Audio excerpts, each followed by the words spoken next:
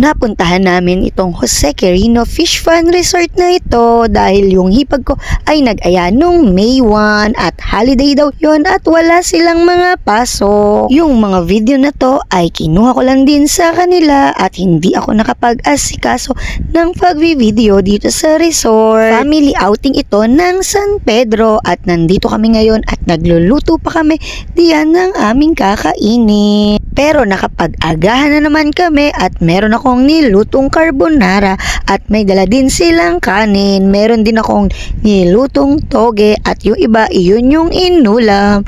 Medyo nag-e-enjoy na yung mga bata at nagsipaglusungan na sa swimming pool. Yung ibang pagkain ay dito na lang talaga niluto. Pasok muna tayo sa room at meron ditong dalawang bed na dobolan.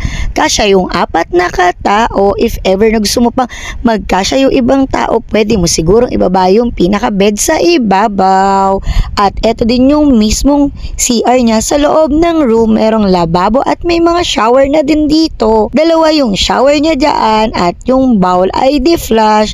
May bidet din siya. Kaya nga Fish Fun Resort, may fish pan dito. May mga tilapia din kaming nahuli dyan sa fish pan na yan. Meron din kasamang free bilyaran dito sa resort na to. Kaya nakakainganyong pumunta dito dahil nag-e-enjoy yung mga bata at matatanda sa bilyaran at pangingisda. Habang nagbibilyar ka, pwede ka ring mag-swimming. May swimming pool din sila dito at andito naman yung mga chikiting namin. Yung maliliit na bata ay nagsisipag-swimming kasama ang kanilang lola na si Mami Lenny. At meron din silang free video kaya dito sa resort at kaya talaga nag-e-enjoy sila dahil may kantahan pa dito. So nag-iisa na ako dito sa room kaya umaura-aura na ang mami nyo dito sa loob ng room.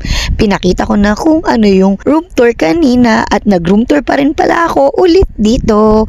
Nag-ipit pa ako sa harapan nyo at ayan nga umaura-aura pa ang mami nyo bago magpalit ng panligo. At eto na nga yung mga nahuli nilang mga isda. Napakarami nilang nahuling isda. Sabi ko naman sa inyo talagang nag-e-enjoy sila sa bilyaran. Hindi na nila inaalisan yung mismong bilyaran. At eto pa yung ibang mga bata ay nangingisda kasama si Kuya Yuri at si Kuya Matt. Isinayaw ni Daddy si Mami. Kitang-kita nyo naman nag-e-enjoy sila.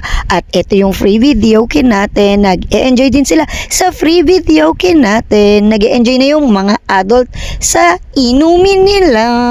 Pati yung mga kids natin nag-e-enjoy sa mismong pool. At naglalaro lang din sila at naglalangoy-langoy sa mismong pool natin. Nandito si Kuya Matt, hindi pa rin siya natatapos sa pamimingwit. At nandito rin tayo sa bilyaran. Naglalaro pa rin sila ng bilyar. Silang magkuya dyan sa bilyaran. Yan talaga yung babalik-balikan nila sa bilyaran.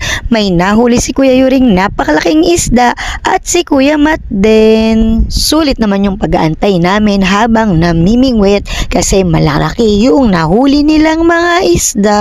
Wala akong nahuling isda diyan pero nagtry akong mamingwit.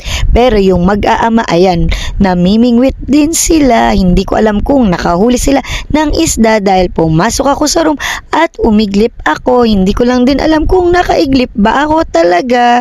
Pero after kong umiglip, nag-swimming na kami buong family diyan. After naming mag-swimming ay nagkain na ng lunch at nag-picture-picture muna yung buong family. Buti na lang may dalang tripod si ate at pinatong lang namin sa tripod yung aming cellphone para makapag-picture kami diyan.